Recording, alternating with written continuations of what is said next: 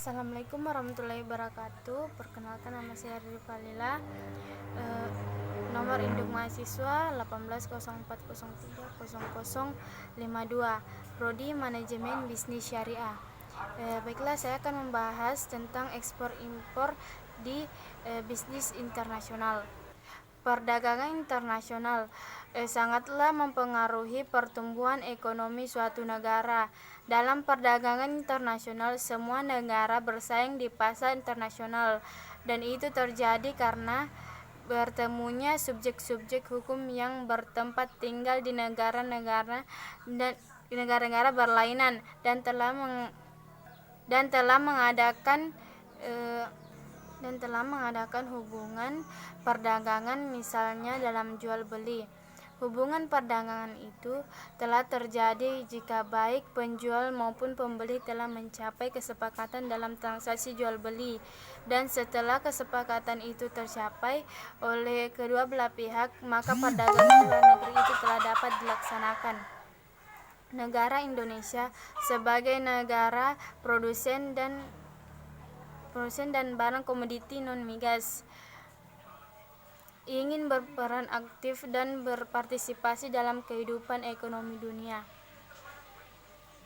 Meningkatkan produksi, dan sejalan dengan peningkatan produksi ini perlu ditingkatkan perdagangan dalam luar negeri dan luar negeri. Seperti yang kalian lihat saat ini, begitu masuk ke area milenial, semua teknologi berkembang sangat pesat, dan di negara-negara berkembang lainnya berupa untuk selalu mengembangkan teknologi yang mereka ciptakan agar dapat bersaing di pasar internasional. Perdagangan ekspor dan impor peranan sangat penting.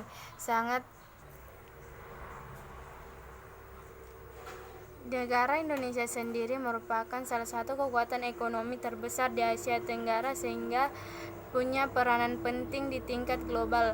Namun perlu diperhatikan situasi bisnis di Indonesia saat ini tengah berada pada era transisi bisnis berbasis konvensional dan tradisional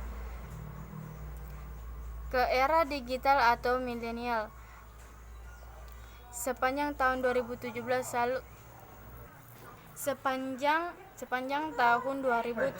yang lalu, Kementerian Koperasi dan Usaha Kecil Menengah atau Kemenkop UKM memfasilitasi 109 UKM mengikuti peran luar negeri. Dari hasil monitoring dan evaluasi kepada UMKM peserta pemeran, diperoleh data bahwa telah terjadi peningkatan nilai ekspor UMKM dari 20,27 miliar rupiah menjadi 24,47 miliar rupiah, atau meningkat sebesar 20,27%. Di samping itu, kegiatan fasilitasi peran UMKM ke luar negeri ikut berkontribusi pada devisa negara sebesar 61,78 miliar rupiah melalui order buyers on site atau pemeran, menghasilkan pemasukan negara 12 kali lipat dari negara promosi. Sementara untuk pemeran luar negeri terjadi peningkatan omset sebesar 4,74% dan tenaga kerja 18,27%. Kementerian Perdagangan mencatat pencapaian kinerja ekspor dari 2017 melampaui target. Nilai ekspor Indonesia tahun 2017 diproyeksikan sebesar 172,3 miliar US dollar atau meningkat sebesar 145,2 miliar US dollar dibandingkan tahun 2016. Nilai ini terdiri dari ekspor migas sebesar 15,50 miliar US dollar dan ekspor non migas 154,80